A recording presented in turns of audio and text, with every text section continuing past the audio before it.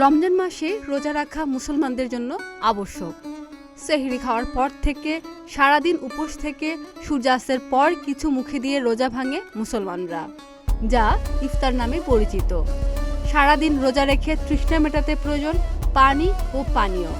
পুষ্টিবিদদের মতে রোজা রেখে পর্যাপ্ত পানি পান করা জরুরি, কারণ দীর্ঘ সময় ধরে পানি পান না করলে শরীরে পানি শূন্যতা দেখা দিতে পারে। তাই ইফতার থেকে সেহরি পর্যন্ত পানি ও পানীয় গ্রহণে গুরুত্ব দিতে হবে। কেমন হবে রোজার মাসে ইফতারের পানীয়? সাদা পানি। চিনি, লবণ ছাড়া শুধু বিশুদ্ধ সাদা পানি শরীরের জন্য গুরুত্বপূর্ণ। ইফতারের শুরুতে সাদা পানি পান করুন। ডাবের পানি। খেতে পারেন ডাবের পানি, কারণ রোজার সময় দীর্ঘক্ষণ না খেয়ে থেকে কাজ করার ফলে ঘাম হয়, ফলে ইলেকট্রোলাইটে অসামঞ্জস্যতা দেখা যায়। ডাবের পানি প্রাকৃতিকভাবে মিনারেলস সমৃদ্ধ পানীয়, যা আপনার শরীরের ইলেকট্রোলাইট ব্যালেন্স করবে। লেবু পানি।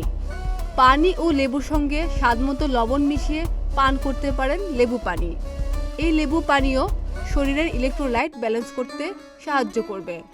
এমনকি লেবুতে থাকা ভিটামিন সি শরীরের ভিটামিন সি এর ঘাটতি দূর করবে। তাই সারাদিন রোজা রাখার পর লেবু পানি অত্যন্ত উপকারী। ইফতারে খেতে পারেন আখের গুড়ের শরবত। পানির সঙ্গে আখের গুড় ও একটু লবণ মিশিয়ে শরবত তৈরি করা হলে এটি স্যালাইনের কাজ করে এবং রক্তের ইলেকট্রোলাইট ব্যালেন্স করতে সাহায্য করে। বেলের শরবত। বেলের শরবত শরীরের জন্য খুবই উপকারী, বিশেষ করে যাদের কোষ্ঠকাঠিন্যের সমস্যা হয় তাদের জন্য বেলের শরবত উপকারী। শেক। দুধ দিয়ে তৈরি করা যে কোনো শেক ইফতারে খেতে পারেন। এতে মেশাতে পারেন খেজুর, বাদাম, পেঁপে বা পছন্দের যে কোনো ফল।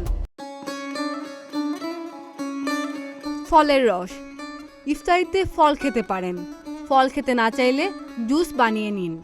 ফলের রস অ্যান্টিঅক্সিডেন্ট সমৃদ্ধ এবং ভিটামিন ও মিনারেলসে ভরপুর, তাই ইফতারে ফলের রস রাখতে পারেন। লাচ্ছি ও লাবাং। টক দই সবসময়ই স্বাস্থ্যের জন্য উপকারী, কারণ রোজার সময় আরও বেশি উপকারী।